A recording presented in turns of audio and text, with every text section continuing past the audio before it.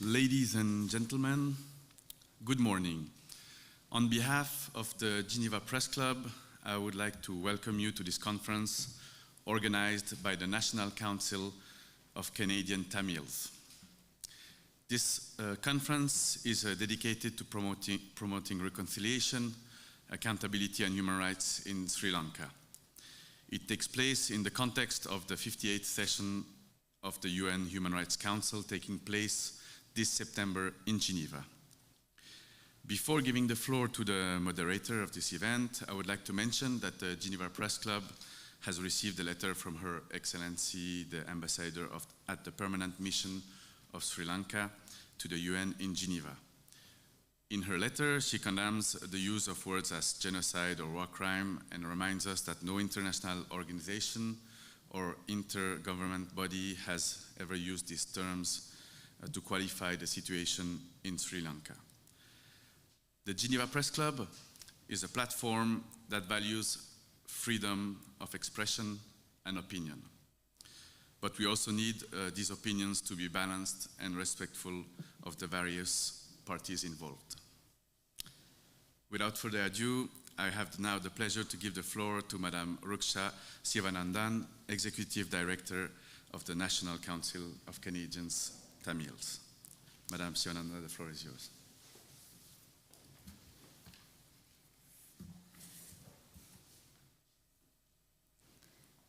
Good morning, everyone. We would like to sincerely thank and welcome all members of the media, human rights activists, Tamil diaspora organization representatives, supporters, and guests who took the time to attend today's panel, both in person and virtually, focusing on advancing international accountability in Sri Lanka at the Geneva Press Club. With the participation of expert panelists in international law, human rights, and civil society, we hope today's panel discussion will foster an understanding of the current situation in Sri Lanka. The panelists will also highlight human rights and international law implications, emphasizing the importance of global solidarity, and hope to empower you all with exploring avenues to enhance and complement the multilateral system's ability to advance international accountability in Sri Lanka. It gives me great honor now in introducing today's panelists, international criminal rights lawyer Alain Werner, international human rights lawyer Sun Kim, and Tamil Civil Society Forum member Anandaraja Nadaraj. I would also like to introduce myself, Rugsha Sivanandan, Executive Director of the National Council of Canadian Tamils.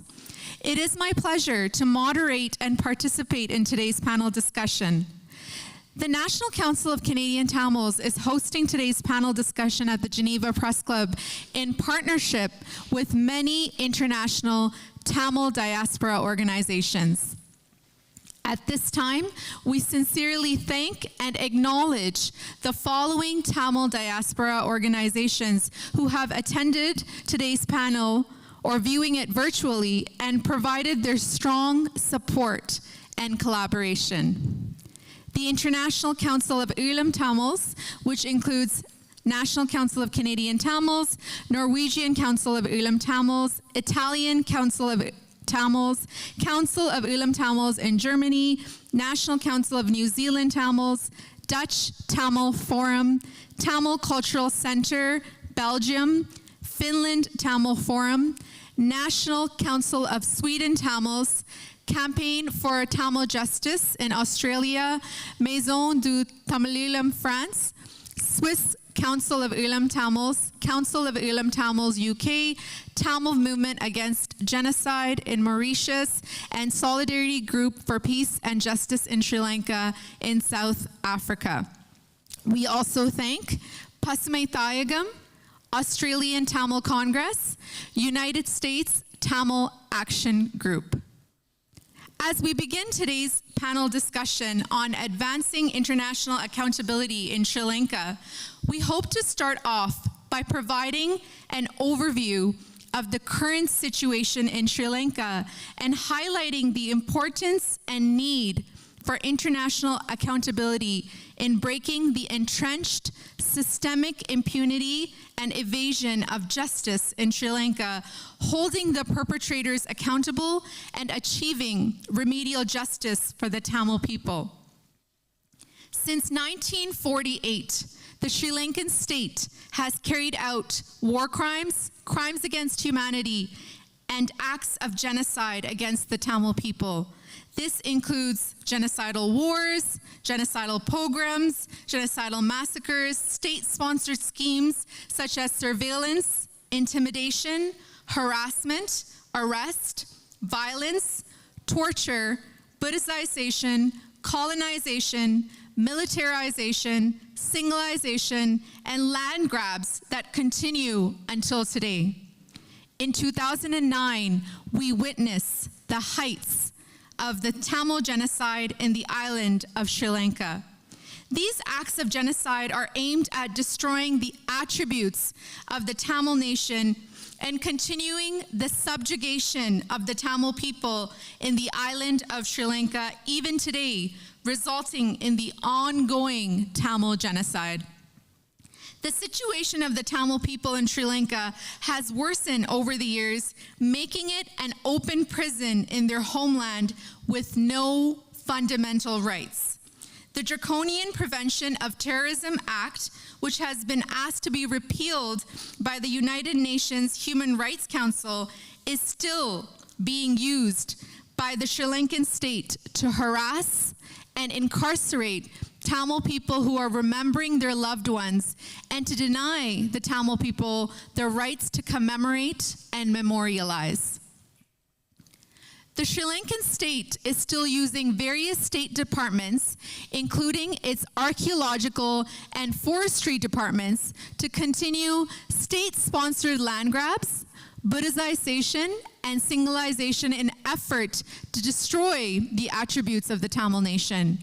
Sri Lanka has a long documented history of abrogating pacts made with Tamil leaders during the past 7 decades. The United Nations Human Rights Council has passed many resolutions to deliver justice to the Tamil people.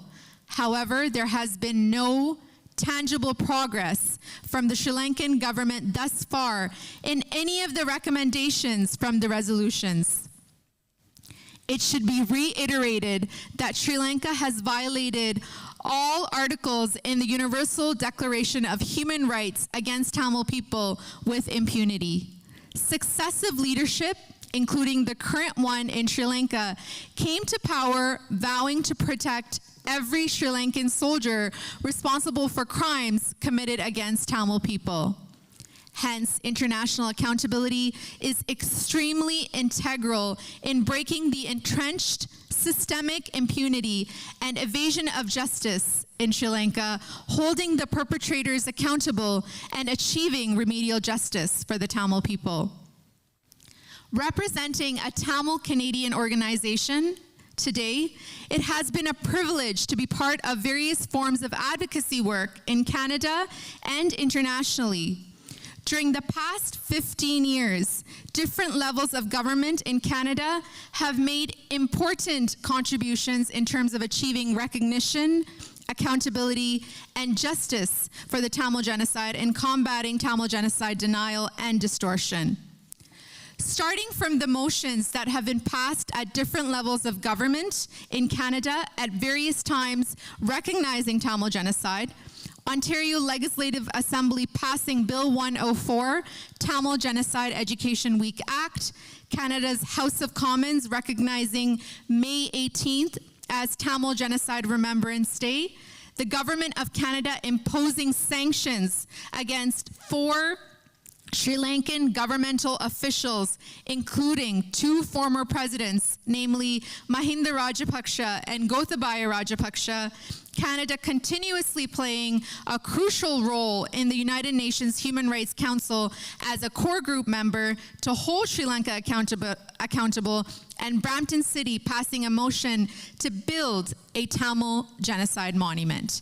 In addition, Canadian elected officials from all different levels of government have issued numerous public statements at various times expressing their solidarity with the Tamil people and expressing their concerns for the Tamil people's well-being. It is important for advocacy efforts to continue globally to ensure solidarity in achieving international accountability. Sri Lanka's unwillingness to take concrete steps to address accountability and justice for the war crimes, crimes against humanity, and genocide committed against the Tamil people means that the only way to determine the facts and identify those responsible is by establishing an international independent investigation and prosecutorial mechanism that has the trust and confidence of the victims and survivors. To speak now to the current situation in Sri Lanka and the need for advancing international accountability in Sri Lanka, we will now hear from Mr. Anandaraj Nadaraja, who has provided us with a video statement as part of today's panel from the Tamil Civil Society Forum, joining us from Sri Lanka.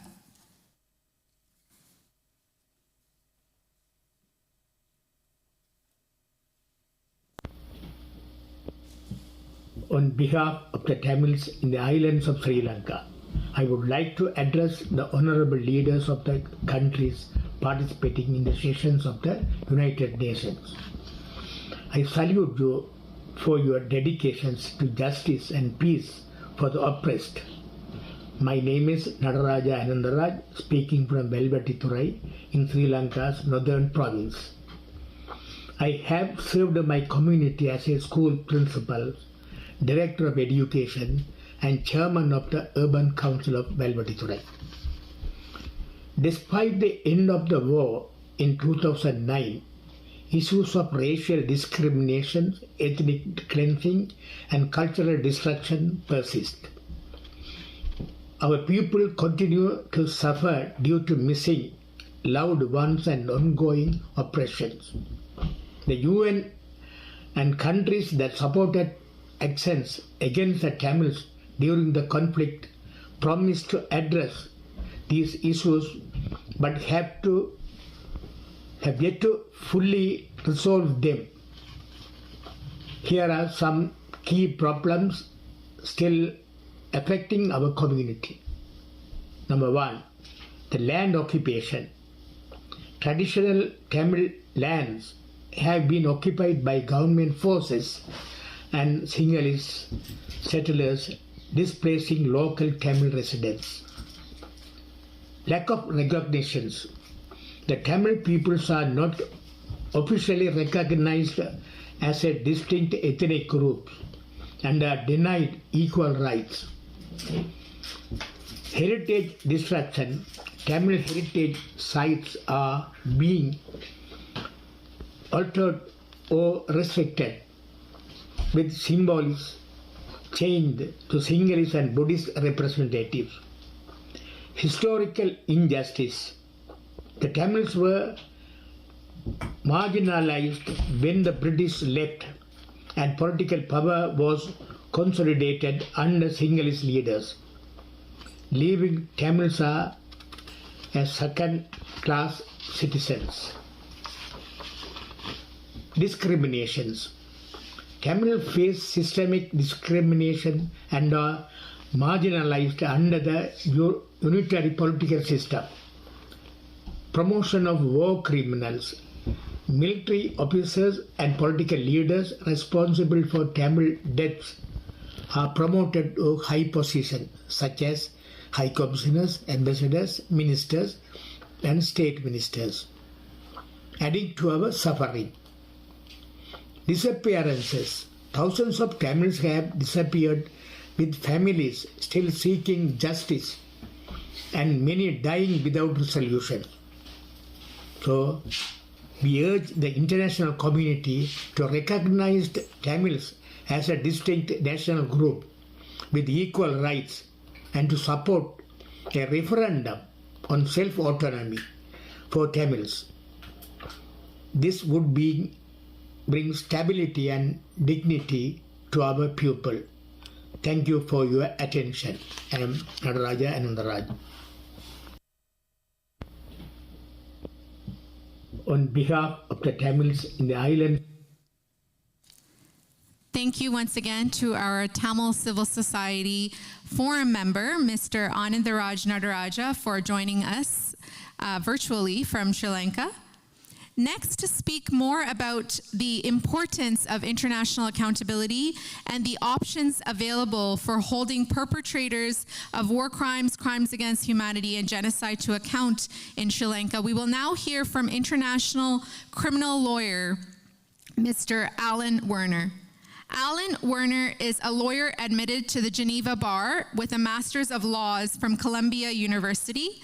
He participated on the side of the victims to some of the most significant trials for international crimes for the past 20 years, including 2 former heads of state trials, the trial in Freetown and in The Hague of the former Liberian President Charles Taylor in front of the Special Court for Sierra Leone, and the trial in Dakar of Hissène Habré, a former Chadian president, in front of the Extraordinary African Chambers. He also participated in the first Khmer Rouge trial in Phnom Penh and in front of the Extraordinary Chambers in the courts of Cambodia. In 2012, Alain created Civitas Maxima in Geneva, an international network of lawyers and investigators seeking justice on behalf of victims of mass crimes.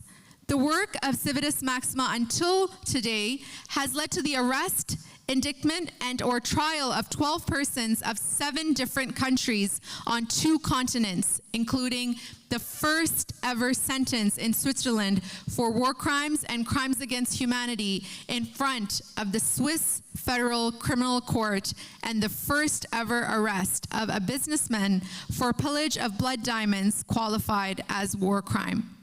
In 2019, Alain was awarded the Prize of Excellence, Michael Halperin, by the Geneva Bar. And in 2020, he received a lifelong fellowship from the oldest and largest international network of social entrepreneurs, Ashoka. So I will now pass the floor to international criminal lawyer, Mr. Alain Werner.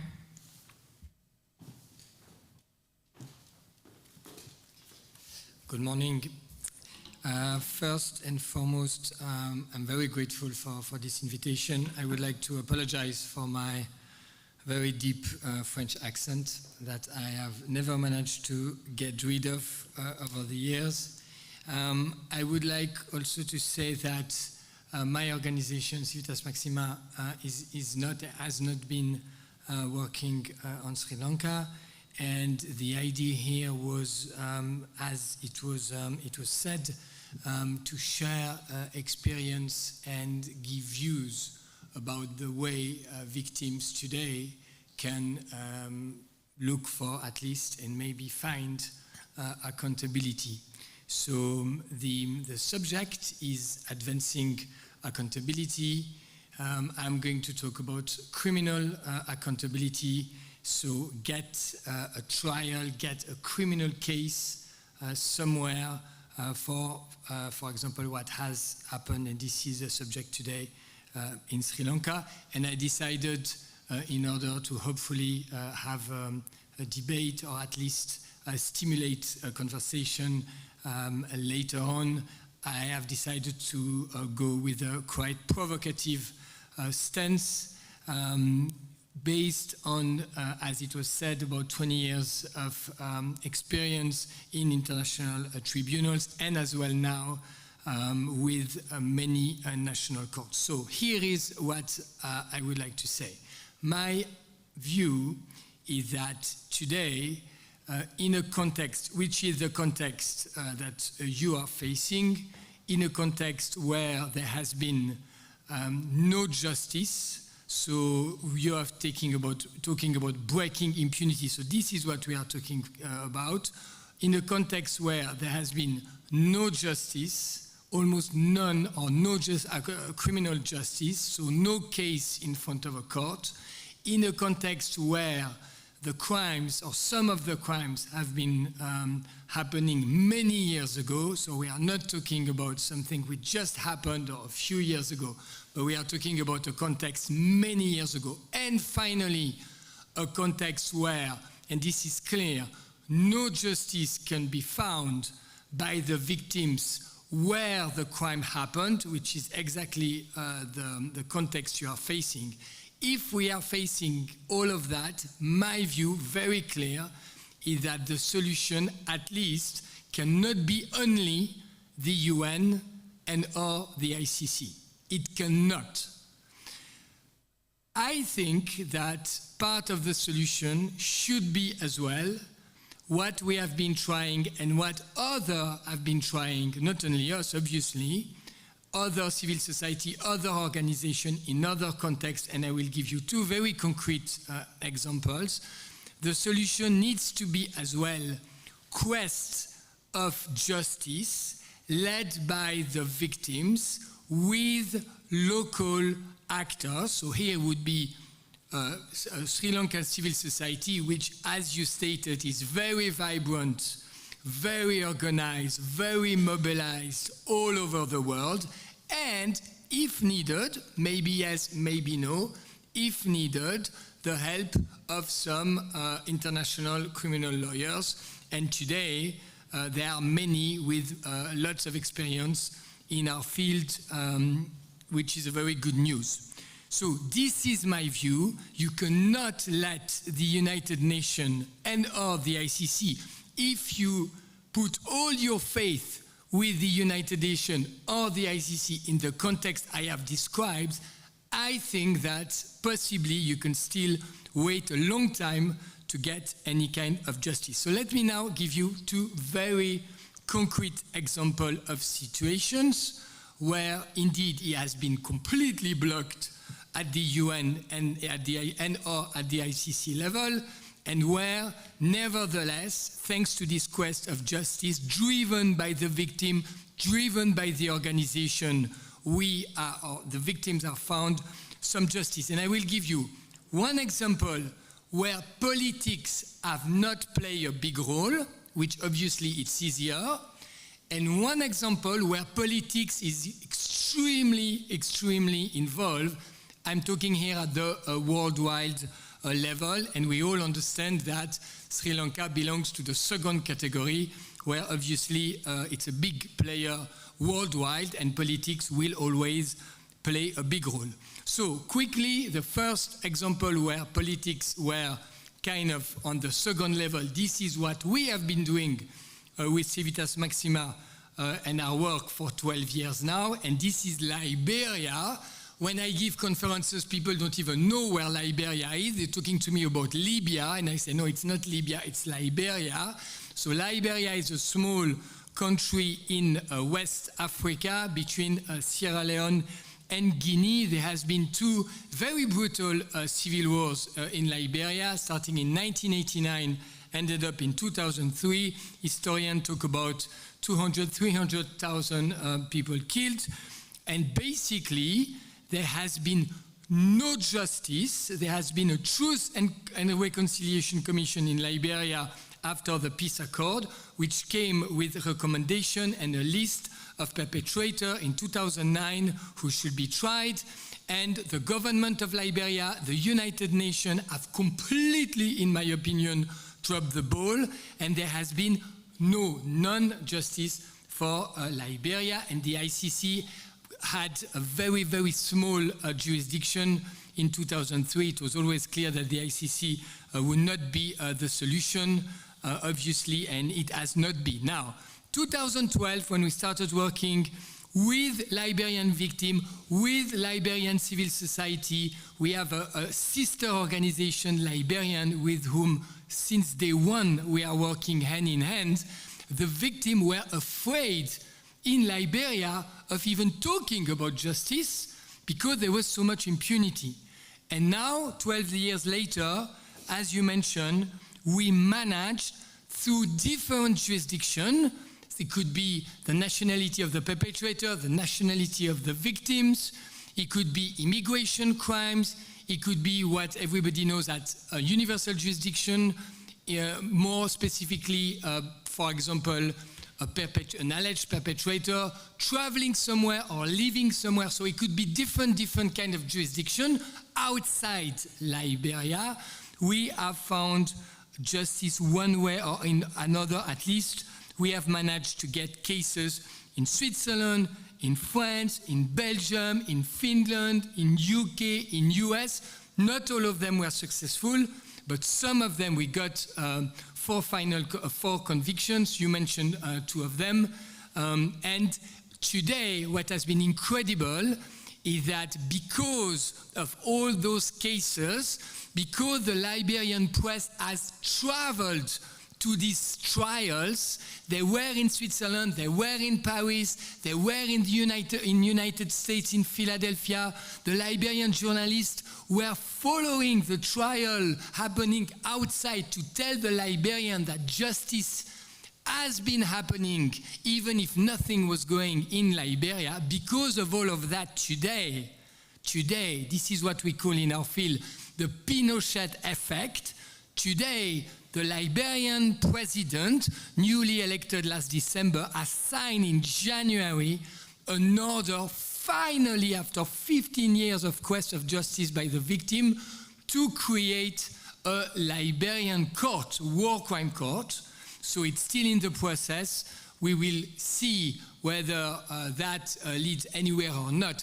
But it's very clear, in my opinion, that nothing would have happened of any kind in Liberia, no movement for justice, without this quest of justice. And again, the UN did nothing.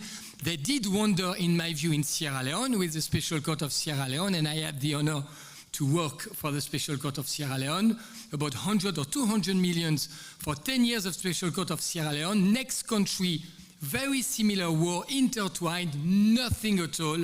In Liberia, government did nothing, and it's the victims who finally found justice. And quickly, the second example, because one could say, yeah, okay, but this is easy, because there will be no political problems for any country to do a case on Liberia, because again, worldwide, Liberia is not very sensitive politically, and as a result, there will be no problem. So the argument will always be, yes, but other countries are different, for example, Sri Lanka, because there are a big political worldwide interest. So let me give you quickly another example to tell you that this, what I have described, you will see it's difficult, very difficult, but it's still possible to have precedent, to have jurisprudence for the victims, and to have a kind of justice, even when it's incredibly politically sensitive. And this is Iran.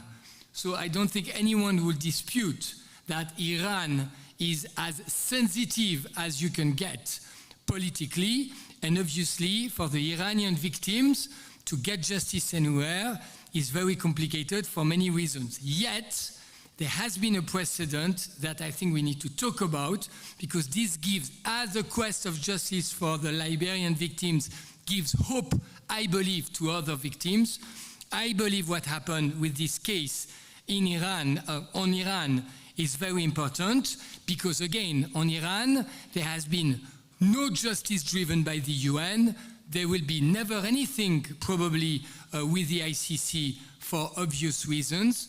The Iranian lawyers, diaspora victims, managed to get a case. This is the Ahmed Nouri case in Sweden, where a former prosecutor, which was involved in the 1988 massacre, very famous, well-documented, in the Iranian prison, he was arrested just out of his plane in Sweden, Stockholm airport, and he was convicted, charged, tried, at the end upheld by the appeal court. He was found guilty of war crimes and other charges, and he was sentenced in Sweden for these crimes qualified against as international crimes. Now, many of you may know that politics managed at the end to get its revenge, because what happened is that Iran jailed some people, including a diplomat, Swedish national, working for the European Union on holidays in Iran, who was arrested in the airport and then charged of many crimes. And this summer, there was an exchange of prisoners, which obviously for our field is a very big challenge. And Mr. Nouri was sent back to Iran against the release of the Swedish diplomat. So one can say that at the end, politics managed to get its revenge. But in my view, yet you have an example where these killings in 1988 of hundreds and hundreds of political prisoners, which until now had been no adjudication, no accountability, you have found at least an example and a jurisprudence which will stand in spite of the release of prisoners, will be, I think, an incredible precedent. And this tells you that even in very sensitive, very political situation, I believe that this quest of justice, driven by the victims with international lawyers, can work. And in 30 seconds, let me conclude to tell you that the legal weapon we have, we don't have the money, we don't have the power, they have the politics, they have everything, the states. But on our side, the side of the victims, the side of the law, what we have is international law. And what we have in international law is the fact that these crimes, and this is in a way a paradox, these crimes never die. And until the perpetrator themselves die, even if the victims die, if you have documented the crimes, you can get justice. And Cambodia is an example of justice 30, 40 years later. Hissenabre is an example of justice many years later. Liberia as well. So there is hope, because international justice says that these crimes are not barred by statute of limitation. But of course, the evidence is disappearing because the victims are dying because the more we go. So there is, in Liberia, obviously on Iran, obviously on Sri Lanka, there is urgency to do things. And I believe for your community, it's time now for you to get as well, at least as well, quest of justice driven by the victims and your organization to find justice in front of national court using all the legal jurisdiction I have mentioned. Thank you very much.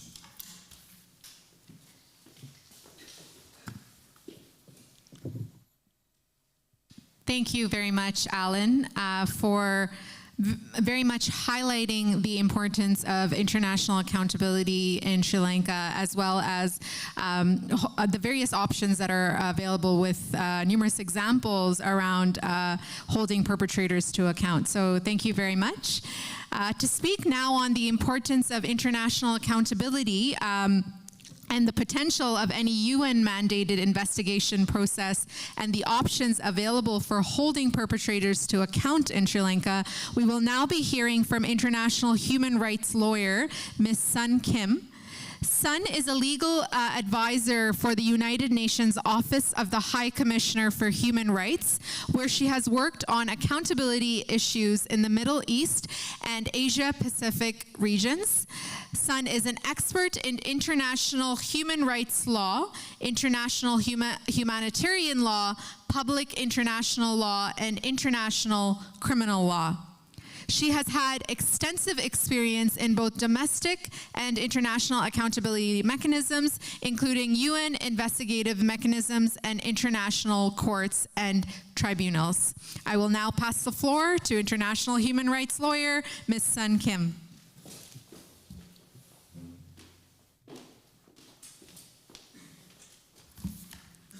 Thank you so much. Thank you for inviting me to speak today on this really important topic, advancing accountability in Sri Lanka. I'll just have to say at the outset that I'm speaking in my personal capacity and not as a representative of the United Nations. And I'm going to go over what I think are various international accountability options, some domestic, but I will have to say I agree with Alain that for justice and accountability for most victims around the world, the focus should not be solely on the UN and solely on the ICC. However, I will mention UN processes because I do work for the United Nations. I believe in the UN as good or as flawed as the multilateral system is now, today, in 2024. It's the system that we have, and I believe very deeply that we need to engage with UN processes and still support the UN. So I'll start by saying, as Alain said, the ICC. Whenever I talk to victims groups, it doesn't matter what the country situation, everyone asks, can we get a case at the ICC? And unfortunately for this victim community, you know that that cannot be the case, as Sri Lanka is not a state party, and any potential UN Security Council referral would probably be vetoed by one of the P5. However, there is still hope that in the future, a change of government perhaps could lodge a 12.3, what's called an Article 12.3 declaration accepting the jurisdiction of the ICC. And it's just good in general for international accountability that the ICC exists, that it's robust, that even if it's not working on an investigation or situation that has to do with your country, that we support the work of the ICC as it's really a commitment to international justice. The other thing I'd like to talk about is the International Court of Justice, also based in The Hague, sometimes confused with the ICC or any of the other courts in The Hague. But the International Court of Justice is the highest court in the United Nations system, and it deals with two issues. One is advisory opinions, in which the court is asked to give its opinion on international law, and the other one is contentious proceedings. So these are proceedings that one state can bring against another state, for example, for breach of a treaty obligation. And the ICJ is quite important and often overlooked, but I do think that advocates, civil society has done an incredible job as well of trying to now use the ICJ within the context of public international law to bring cases that deal with accountability in which other places have failed. Good examples are the Gambia bringing a case against Myanmar under the Genocide Convention. Violations of the Genocide Conventions are what are called peremptory norms, and they give obligations erga omnes, which means that it doesn't matter if I was directly affected, but as a state, we all care about the prevention and punishment of genocide, and as a state, I can bring a case. And that's exactly what the Gambia has done. The same has happened for South Africa in its current litigation against Israel, also under the Genocide Convention. And I would urge civil society to talk to public international experts on possible options of ICJ proceedings. And I would also urge you to read advisory opinions from the ICJ because they are clear articulations of the state of international law. One of the most important advisory opinions was just issued in July by the International Court of Justice on the legal consequences of Israeli practices in the occupied Palestinian territory.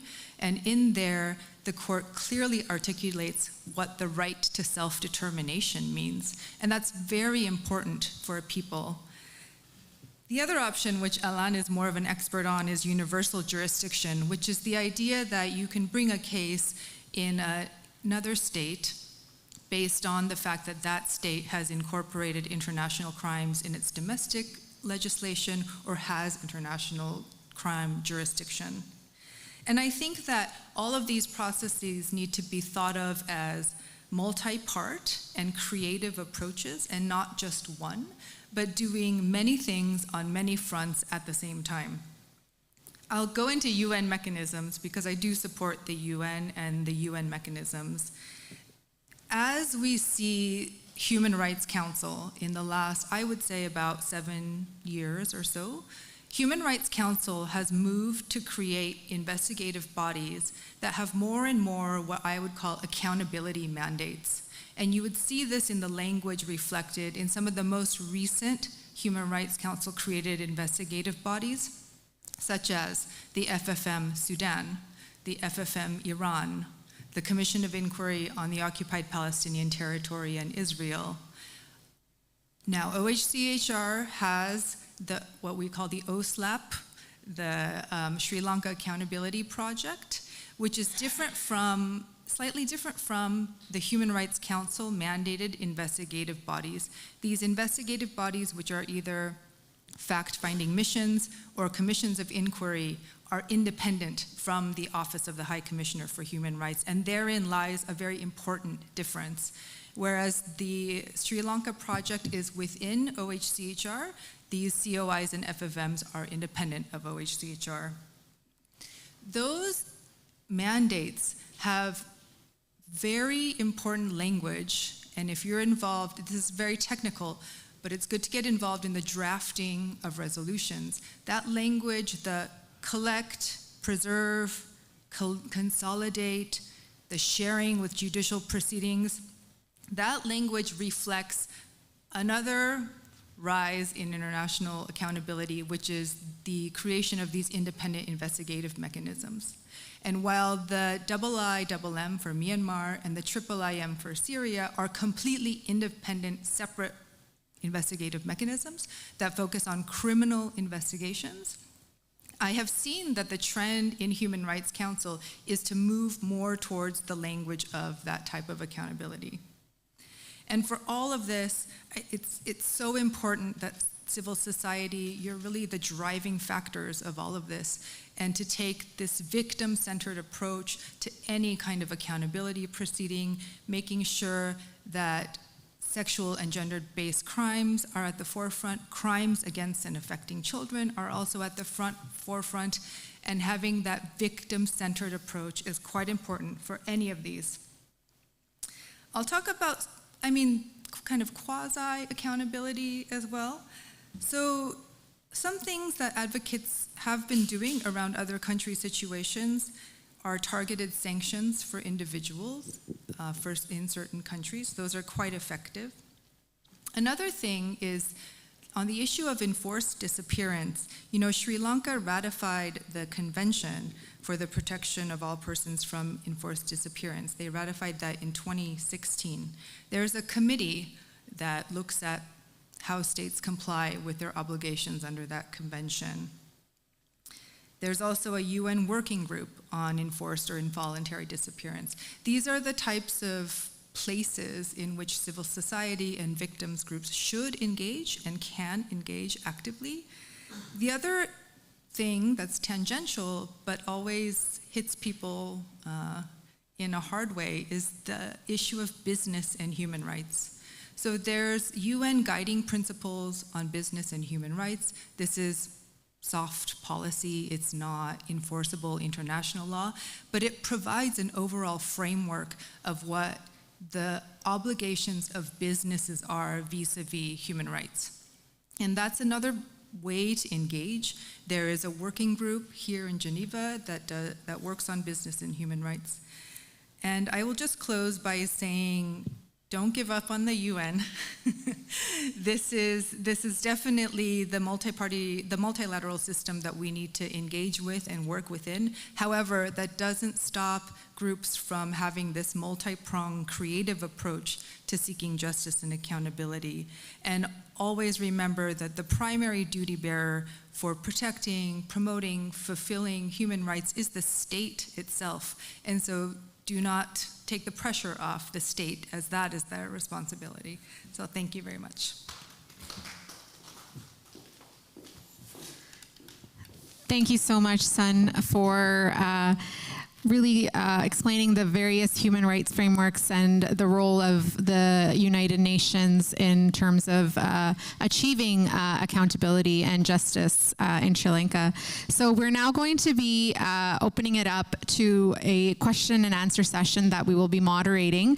Attendees do have the option to ask the question. Those who have joined us in person, there is a microphone that will be circulating, so you're welcome to ask questions. And those who have joined us virtually, please feel free to use the raise the hand function or the chat box. So as everyone prepares their questions, I'm just going to pass the floor once more to Alain to speak on a few more important points, I believe. So I'll pass the floor to Alain.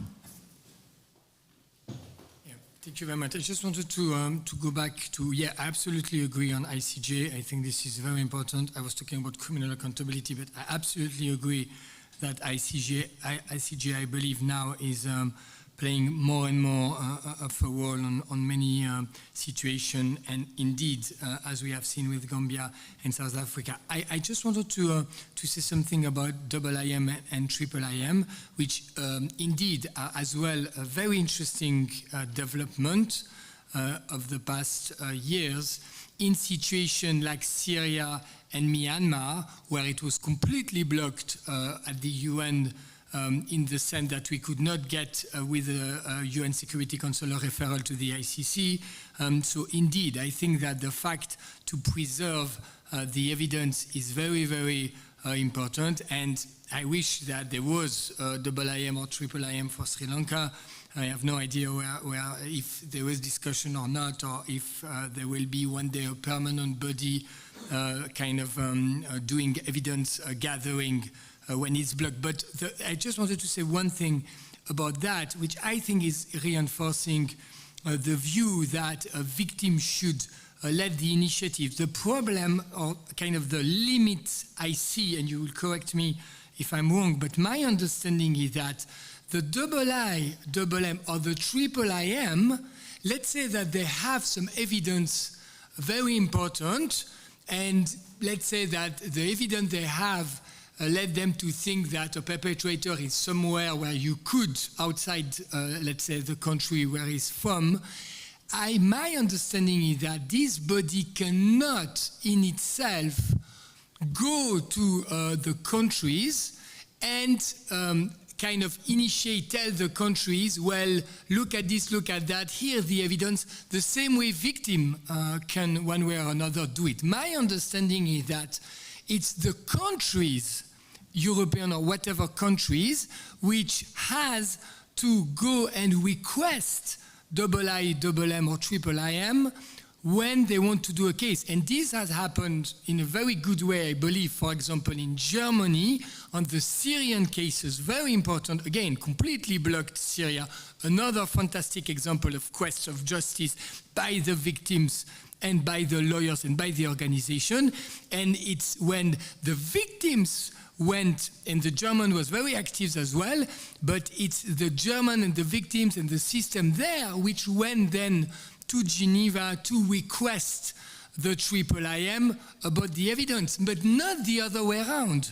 And this is why you need the victims to initiate, in my view, the cases, because it's when the victims go to the prosecutor to initiate the cases and the prosecutor are alert about that then the prosecutor, if there is a mechanism like this in Geneva, they can come and request. And on all the examples I have given you, our cases, the Hamed Nouri and other, I think, Syrian cases, my view, very strong view, is that without civil society, without organization, there would have been no cases. Clear. No cases, at least on Liberia. Nowhere. They all knew these people were there, but they have forgotten about it or didn't know the crime in the country, so there would have been nothing. So I think that the structure, UN structure of this mechanism, which always, I agree, absolutely very, very important mechanism, because they have more money and they can, with very robust methodology, store and classify the documents and give credibility to this evidence. But again, they cannot go to the states. The states have to go to them. But for the states to move, I believe we need the victims. I just wanted to make that clear.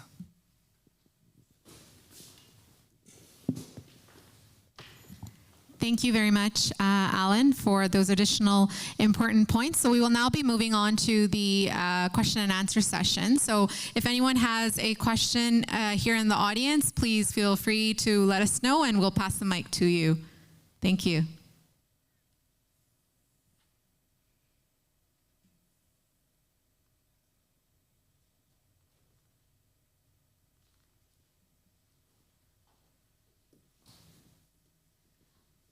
Thank you to both Sun Kim and Alain Werner. I just wanted to ask a question. I guess this could apply to both of you. Both of you can answer this.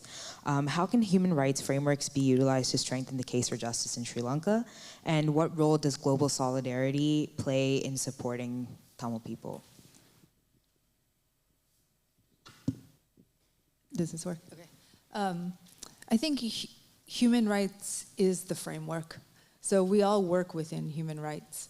And we have very strong human rights conventions, the ICCPR, the ICSCR, other conventions, the Genocide Convention, the Convention Against Torture. So human rights law is the framework. And I think when we're talking about individual criminal responsibility, it's almost a subset. And I think of this as a spectrum. So when you're doing human rights monitoring and reporting, it's almost a red flag warning for atrocity crimes that might come in the future without intervention or preventative measures at that point. And when you're talking about individual criminal responsibility, it's at the end. So everything has happened and now you're trying to put individuals on trial for their responsibility. So I really think that the starting point is human rights, and we are all bound by human rights. In times of armed conflict, there is international humanitarian law, but human rights applies even within that situation. So human rights is always the framework. And I think that global solidarity is very important. It's very important because I've worked on many country situations, and the universal values of, let's say, a people who are struggling for self-determination are the same. It doesn't matter what country you come from, what religion you are, what race, ethnicity you are, that struggle for a land, an identity, and a culture and a people is universal. And I think that when you link up as civil society with other groups who are fighting for the same issue, it only strengthens your voice, and to support each other is incredibly powerful. And I think that there are other issues that we aren't touching upon today. Climate change. I think that is an incredibly, incredibly important issue that touches upon a lot of victim communities, and you can band together to do advocacy. And I think that for the United Nations system, it's important not just to do advocacy with member states that you know will be on your side, but also to advocate for those member states who might have abstained in a vote, or you know will always vote no. But if you can have those informals with those member states, just to have those conversations, have a coffee, even if you know that the capital will do something else, I think that's still extremely important, because politicians come and go and governments change. And so you don't know who you're talking to today and who they will be tomorrow.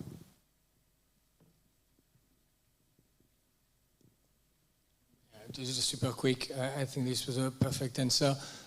Just maybe quick two things. You know, me, I always thought these cases I told you about, these universal jurisdiction cases, for example, the case here we mentioned on the Liberian former warlord in Switzerland. For me, in a way, of course, this is global solidarity, right? Because, I mean, he didn't kill anyone in Switzerland. He's not Swiss. He didn't do anything here. So the link is he still is living here. But in a way, for me, this is global solidarity, because the Swiss spend a lot of money. I don't think the states, at least when I hear the prosecutor in court talking, they take the stand that it's not only global solidarity, but for them, they don't want to be safe haven for alleged war criminal, so they have as well an interest in prosecuting this case. And for example, this is what the French prosecutor was in court, because we are civil parties plaintiff as an organization there, and what the French prosecutor this year in Paris said on appeal.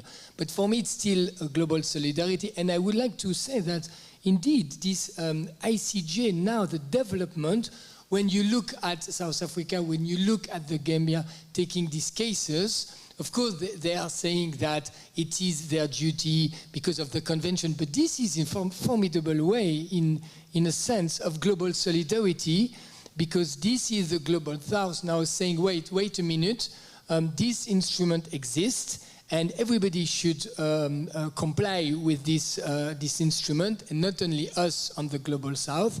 And I think, indeed, this is a very good and important point, that the ICJ, it's very clear now that there is this trend, and some countries, I think, really on this global solidarity level are moving, and I think this is very important.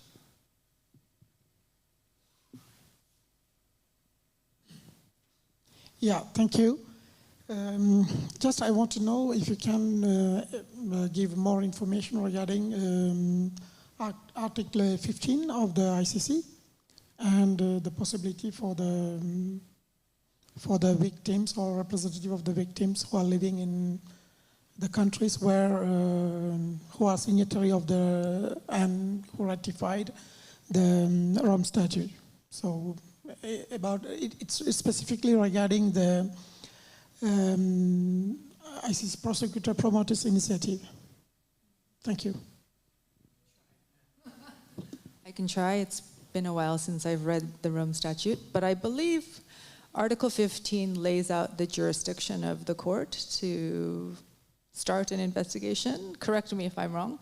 And I think you're referring to, there's a part of Article 15 that says the prosecutor in proprio moto, which means by themselves, can initiate a case. So it doesn't have to be a state referral, it doesn't have to be a UN Security Council referral, but the prosecutor can initiate the case. I believe, and also correct me if I'm wrong, that in proprio moto power has to do with parties who are part of the Rome Statute. So it doesn't extend to non-state parties of the Rome Statute. That's my understanding, but you can let me know if I'm wrong. There's a way in which a non-state party can then tell the ICC, I would like you to have jurisdiction over crimes committed in my country, and that's what's called Article 13B. And I mean, I think the reality of the situation is that probably wouldn't happen with the current Sri Lankan government, is to voluntarily accede to the jurisdiction of the court. But it's happened in other cases. It's happened in Ukraine, and it's happened on Palestine.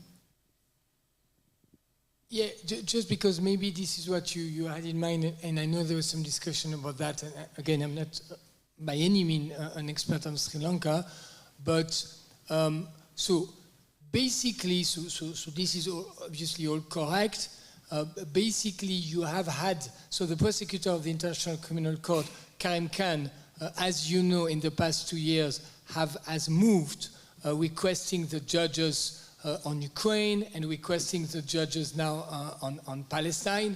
Now on Ukraine, as you know, he has obtained from the judges a warrant, including on President Vladimir Putin. Obviously, Russia has not ratified the ICC statute.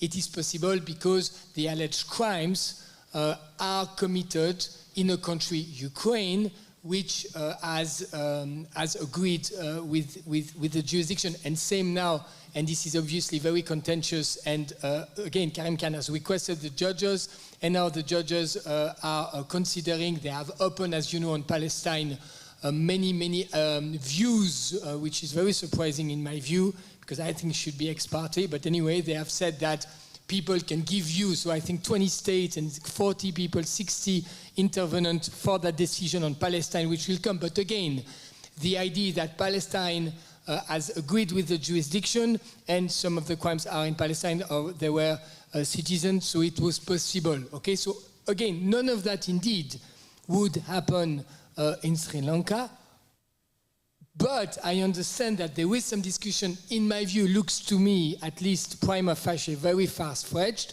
because there is one thing you can still do, and I believe this is Myanmar, because the situation of Myanmar, not only you have this mechanism we talked about, but there is an investigation, there is a case at the ICC, while Myanmar is not a part of the ICC. And here the argument is that the crimes of forced displacement, my understanding, has been spilling over to Bangladesh, and Bangladesh is a party to the ICC. So I guess the argument would be for Sri Lanka, well, is it an argument to say that somehow it has spilled over outside Sri Lanka one way or another? I cannot really see the argument standing for Sri Lanka, but maybe this is what you had in mind in your question.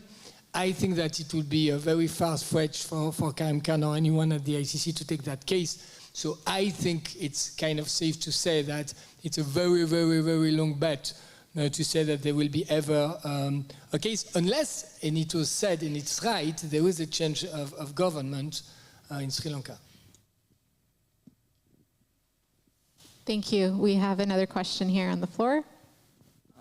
Sorry, I have no questions, but comments. We thank you very much for all your speech and explanations of how the victims can move forward. But I would like to make a comment on the word of genocide. We understand Sri Lanka refuses always to admit that it committed genocide in the country.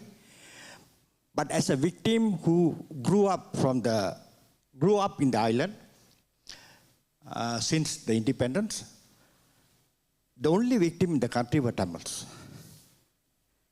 The only people who were targeted were Tamils. Villages were destroyed. On the name of development, the eastern province was destroyed. The thugs or army went into the villages, killed women and children. So for me, as being only the victim of that island as Tamils, it's difficult to understand why the international community, the countries refuses to admit that in the island of Sri Lanka, people is being, I'll be using a strong word, exterminated. Their heritage is being destroyed. For me, it's a total removal of the Tamils from that island.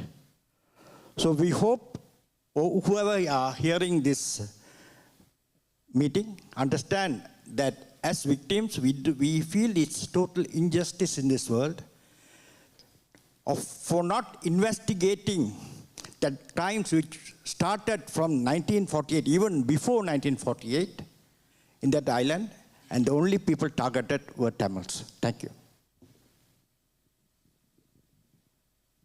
Can I say something? Okay, so thanks for your question. Oh, it was not a question, but let me just say quick 3 points of this. First is that obviously there was, as well in the media, and obviously for the victim, there was always genocide. There was no, for us as international lawyers, there is no classification, okay? So it's not genocide is the crime of crimes, it's different crimes, but obviously, I think it's clear to say that it has kind of a different significant historical and for, I understand, for many victims, it's very important, but it's very contentious, even legally, and sometimes very complicated to prove. And I think that, for me at least, representing victims for so long, as well, obtaining crimes against humanity or war crimes is important. And it's not nothing. If you don't get genocide, you get nothing. No.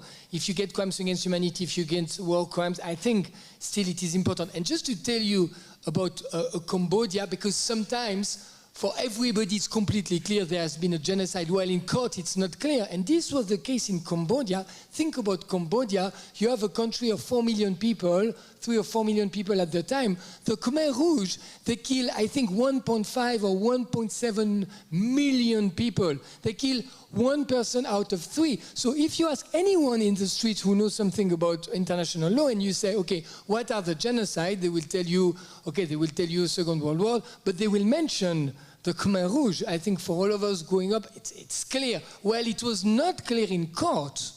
It was not clear in court because the problem is that they killed so many people And they killed almost everybody, and I understand it's different with Sri Lanka, but just to make you understand that sometime in court, something which could be very clear for everybody is not clear legally. They managed for the Sham and the Vietnamese to get genocide, but it was very, very complicated because they killed everybody. So to show the intention to destroy a group was complicated. And finally, let me tell you that I think we could see today, for example, with the Armenian examples, where you did not have any case, and you never had a case in court saying it, you can see that a century later, there was still debate, very acrimonious, and everybody throwing argument, because there was not something in court where you could say it. So I think this is as well the importance of having a criminal accountability, or could be as well a very important point with the ICJ, but get somewhere judges, because otherwise in a century, on your side you will say that, on the other side they will say that, and we will never have been decided. Thank you. We'll now move on to the next question. First of all, thank you, Alain and Sun, for today. It was very informative, and such discussion is much needed for our community to just have an understanding. One of my questions is, so when you guys take certain of these cases, how much does geopolitics play into this? Or do you get pressure, or like some of the victims cannot be brought in? Or how much does geopolitics limit or give you more of allowing to proceed this? Okay, thank you very much. It's a very, very good question. Okay, let's be clear about that. And we are in Switzerland, so let's talk, for example, about Switzerland. And let me be very blunt about that, because we don't take any money from government, thank God, so I can be completely free in my comments. The Swiss, which obviously ratified the International Criminal Court very early, and Switzerland said that they are the home of the UN, the ICRC, and they are very strong on international law, international criminal law, human rights, humanitarian law, and everything. There was a case at the end of the 1990s against a Rwandan, someone who was here in Switzerland. At the time, the law was only with military court, and there was a case in the end of 1990, the case was called Nyontese. And then, for 20 years, there were no cases adjudicated, okay? And today, in front of the International Criminal Court, of the Swiss Federal Criminal Court, they have two convictions, the case I mentioned on Liberia, and the case initiated by our friends and colleagues of Trial Internationals in the Gambia. But there are cases which, as I said, in my view, are politically, they are nobodies, okay? They were come here with asylum, okay? They were not anymore in, there was a former minister, Mr. Sonko, on the Gambia, and Al-Jukosha was a former rebel, okay? But they had no money, they had not big network in Switzerland, they were nobodies. And this is the cases you have. And my friends and colleagues, again, of Trial Internationals, who have been around for over 20 years, have been tried case much more sensitive on Syria, the president of the uncle of the current Syrian president. They have tried cases on Algeria, and so far, until now, it has been going nowhere. So I think we have to be clear that I'm Swiss, I'm happy to be Swiss, all of that. I'm happy to live here, and I think it's a great country, but I think it will be not correct to say that even in a country like Switzerland, where very strong rule of law and everything, we are completely immune of political pressure. No, I don't think that's true. And I think that political pressure will have an impact. And if this is the case in Switzerland, obviously it will be the case, I believe, everywhere, even where you can initiate cases. But that's the reason why I gave you the Ahmed Nouri case example, because, you know, if you had told me 5 years ago that there would be a case in a European country against someone quite high up for the killings in the 1998, I would have said probably no, because of political pressure. But the case managed to succeed somehow. So I think we, as you said, never give up on the UN, never give up as well on believing that as well on national courts, you can get cases, even if we have all to be very clear and with our eyes open on the fact that there will be, there has been, and there will be political pressure. I'll just add a few things. It's good to be very, very smart and strategic about what global politics is and what it means and who are the powerful countries and why they support a certain issue. And the why is different. Sometimes it's trade and economic relations, sometimes it's geopolitical regional organizations, sometimes it's historical relations. But as civil society, being very aware of all of those is very key. So as I said, when you're doing your advocacy with member states, it's good to engage those that say abstain on issues or vote no on issues as much as you do with the supporter countries. And one thing I'll say, from an international law point of view, we live in a system where international law must be upheld and must be protected. And all states are under an obligation to do so. And when we fail from that, the whole system fails. And so that's really the point of all of this. So as we mentioned, the International Court of Justice, the point of Myanmar and South Africa bringing cases under the Genocide Convention is to say these are obligations that affect all states. Canada is bringing a case against Syria under the Convention Against Torture. Same idea. And we have to support that system. We have to work within that system, but we have to support it. And that is the number one message, is that we live in this multilateral system where international law must be upheld and complied with. Thank you for that question and response. Do we have any other questions? I actually did want to ask a question. Thank you, Alain and Sun, for articulating the various different types of accountability mechanisms and also the importance of looking at multiple mechanisms at the same time.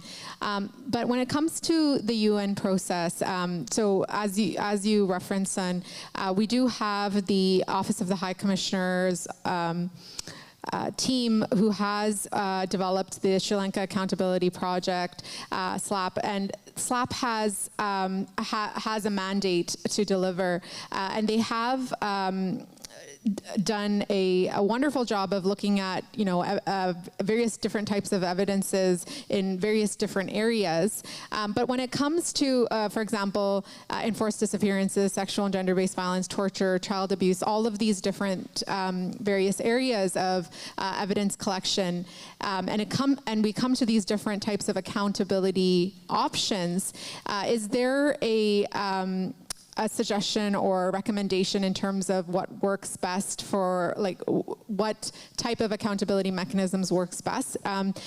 Just the question is also around creating more visibility and understanding for the evidence that is available or, that can be accessed, because I think a lot of member states who are willing to participate or lead some of these accountability options are maybe not aware of what OHCHR or SLAP can offer, or how to access those types of repositories in a legal framework. So for education purposes, how does one begin?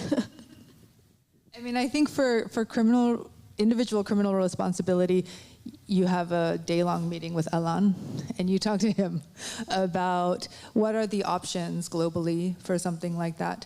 But that's not just it. So, I mean, I think it's really, like I said, it's a creative, multi-pronged approach to advocacy from civil society. So you look at state responsibility, you look at business and human rights, you look at trade and investments, you look at all of these things. There are other UN committees that work on issues that might touch upon the victims' communities. There are a whole host of special rapporteurs that also work on specific thematics, engage with them, engage at multiple levels across the international system and also in domestic jurisdictions. Wonderful. Thank you so much. Do we have any other questions on the floor or virtually?